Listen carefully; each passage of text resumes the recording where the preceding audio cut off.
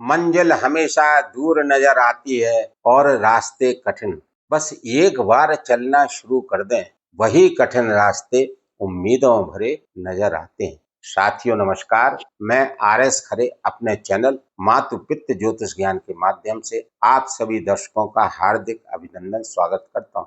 इस वीडियो में हम ग्रहों के गोचर के आधार पर चर्चा करेंगे कि मीन राशि वाले जातकों का माह जून 2026 उनके स्वास्थ्य के दृष्टिकोण से कैसा रहेगा, आर्थिक पक्ष कैसा रहेगा, भूमि भवन के बारे में समझेंगे, संतान शिक्षा के बारे में जानेंगे, दाम्पत्य जीवन कैसा रहेगा, भाग्य के बारे में समझेंगे, कैरियर कैसा रहेगा और क्या क्या लाभ हानि परेशानियां मीन राशि वाले जातकों को माह जून 2026 में देखने को मिलेंगी। इन्हीं सब बातों की चर्चा इस वीडियो में विस्तार से करेंगे। यह राशिफल चंद्र राशि पर आधारित है। इसे नाम राशि एवं लग्न से भी देखा जा सकता है। माह प्रारंभ से ही कुंडली चार्ट में दिख रहे ग्रहों की गोचर की स्थितियां कुछ इस प्रकार हैं। मीन राशि में शनिदेव गोचर कर रहे हैं। मीन राशि के द्वितीय भाव मेष राशि में मंगल देव गोचर कर रहे हैं। तृतीय भाव वृषभ राशि में सूर्यदेव का गोचर हो रहा है। चतुर्थ भाव मिथुन राशि में बुध शुक्र देव गोचर कर रहे हैं। पंचम भाव कर्क राशि में देवगुरु बृहस्पति का गोचर हो रहा है। छठवें भाव सिंह राशि में केतु देव गोचर कर रहे हैं और द्वादश भाव कुंभ राशि में राहु देव का गोचर हो रहा है। इन ग्रहों के गोचरीय प्रभाव एवं राशि परिवर्तन से मीन राशि वाले जातकों का माह जून 2026 कैसा रहेगा, यहाँ पर इसी को समझने का प्रयास करते हैं। मीन राशि के स्वामी राशिपति लग्नाधिपति देवगुरु बृहस्पति हैं और देवगुरु बृहस्पति आपके कैरियर भाव के स्वामी हैं। दो केंद्र भावों के स्वामी होकर देवगुरु बृहस्पति पंचम भाव में अपनी उच्चस्थ स्थिति से गोचर कर रहे हैं। कर्क राशि में गोचर हो रहा है। कर्क राशि में देवगुरु बृहस्पति उच्च के होते हैं। यह गोचर 12 वर्ष बाद मीन राशि में होने जा रहा है। यह अत्यंत महत्वपूर्ण गोचर है मीन राशि लग्न वाले जातकों के लिए, क्योंकि मीन राशि लग्न वाले जातकों के स्वामी ही पंचम भाव, ये त्रिकोण भाव है, धन भाव है एक तरीके से, उसमें उच्चस्थ स्थिति में गोचर कर रहे हैं। अत्यंत श्रेष्ठ गोचर। इस गोचर के बारे में जितना कहें कम है। देवगुरु बृहस्पति जिन भावों पर दृष्टिपात करते हैं उन भावों के कारकों से लाभ दिलाने का कार्य करते हैं। देवगुरु बृहस्पति की दृष्टियां अमृत तुल्य होती हैं। 3 दृष्टियां होती हैं, 5वीं 7वीं 9वीं दृष्टि। देवगुरु बृहस्पति पंचम भाव में गोचर करते हुए पंचम दृष्टि से आपके भाग्य भाव को देख रहे हैं। यह दृष्टि विशेष शुभ अनुकूल है, क्योंकि जब भी देवगुरु बृहस्पति भाग भाव में स्थित होकर गोचर करते हैं या भाग भाव पर दृष्टिपात करते हैं तो जातक को अत्यंत शुभ फल देने का कार्य करते हैं। गुरु दृष्टि भाग्यम सर्वत्र फलति। गुरुदेव की दृष्टि भाग भाव पर सब तरह से शुभ फलों को देने वाली होती है। आपका पुण्य जागेगा, धर्म कर्म के कार्य होंगे, धार्मिक यात्राएं हो सकती हैं, बड़े बुजुर्गों का आशीर्वाद आपको प्राप्त होगा, पिता का सहयोग आपको प्राप्त होगा और बड़े बुजुर्गों का आशीर्वाद आपको लेना चाहिए, उनकी आज्ञा का पालन करना चाहिए। देवगुरु बृहस्पति की सप्तम दृष्टि लाभ भाव पर अनेक स्रोतों से धन के लाभ देवगुरु बृहस्पति देने का कार्य करेंगे। यह लाभ भाव है, इससे केवल धन के लाभ को नहीं देखा जाता, कई तरह के लाभ देखे जाते हैं। धन का लाभ इससे देखा जाता है, मान सम्मान का लाभ देखा जाता है, सामाजिक ओहदा में आपकी क्या पोजीशन है उसका लाभ आपको देखा जाता है, समाज में आपका वर्चस्व क्या है, आपकी कोई मनोकामनाएं रुकी हुई थी पूर्व में जो नहीं हो पाई थी वो उसका लाभ इससे देखा जाता है, इच्छाओं की पूर्ति का लाभ इससे देखा जाता है। तो इन सब क्षेत्रों में देवगुरु बृहस्पति उच्च के लाभ देने का कार्य करें, क्योंकि उच्च का गोचर हो रहा है तो इनकी दृष्टियां भी कैसी होंगी, उच्च लाभकारी दृष्टियां होंगी, तो उच्च के लाभ प्राप्त होंगे। देवगुरु बृहस्पति की नवम दृष्टि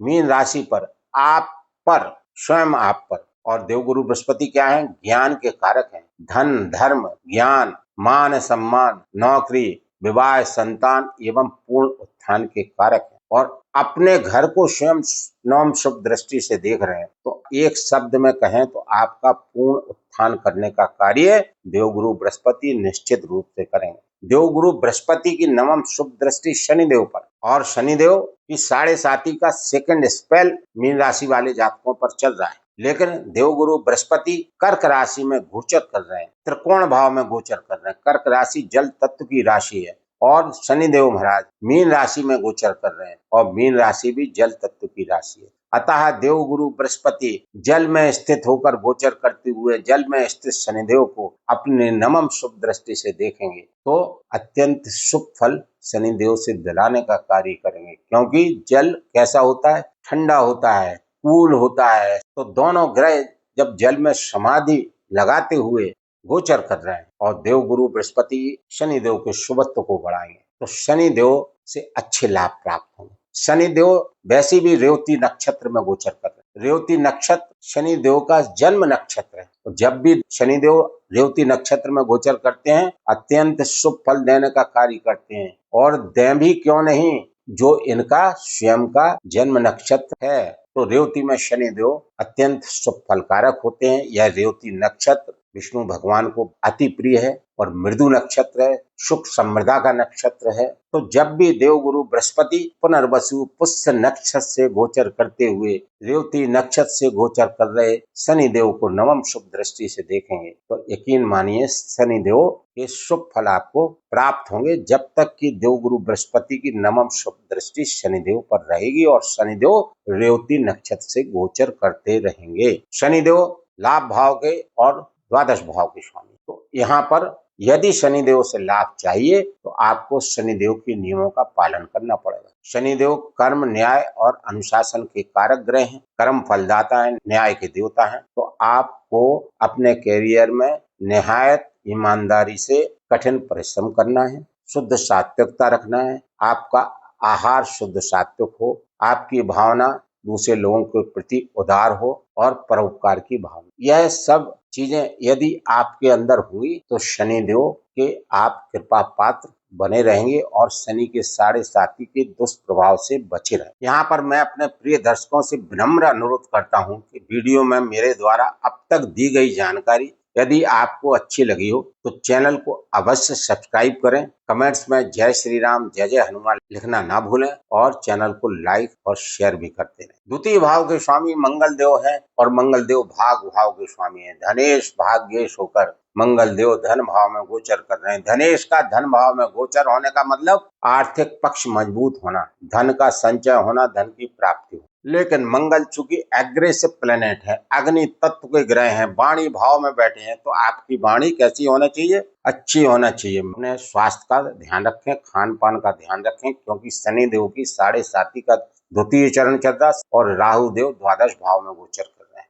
यह अनावश्यक खर्चा का भाव है, यह अस्पताल का भाव है, बीमारी का भाव है, मानसिक रूप से परेशानी का भाव है और कानूनी मामलों में अनावश्यक धन खर्च कराने का कार्य राहु देव यहाँ पर कर सकते हैं। अतः इन सब चीजों से बचें। भाग्य का साथ मंगल देव अवश्य देंगे। मंगल देव 20 जून के बाद राशि परिवर्तन करके तृतीय भाव में गोचर करेंगे। तृतीय भाव में मंगल देव का गोचर अच्छा माना गया है। आपको अच्छी एनर्जी देंगे, साहसी बनाएंगे, पराक्रमी बनाएंगे, जिससे आप कैरियर में अच्छे कार्य करेंगे और उन्नति आपको प्राप्त।